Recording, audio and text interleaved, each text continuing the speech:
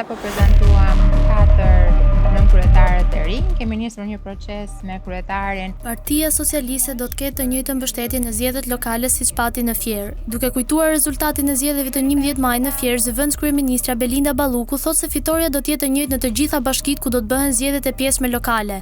Deklaratat i bëri nga Fieri, ku drejtuesja politike e socialistëve për këtë qark zyrtarizoi emërimet e reja në bashki.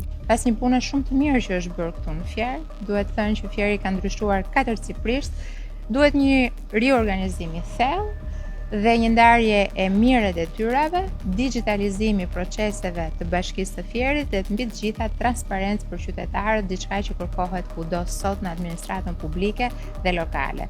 Duke i referuar procesit për riorganizimin e administratës vendore, zëvendëskryeministra dhe njëherë as i drejtuesja politike i qarkut të Fierit tha se është punuar shumë duke bërë se qytetarët të rrisin pritshmëritë ndaj pushtetit vendor. 4 nënkryetare të ri të bashkisë së Fierit janë Nusret Abdullaj, Mirela Pitushi, Eral Qyro dhe Mariglen Hoxha.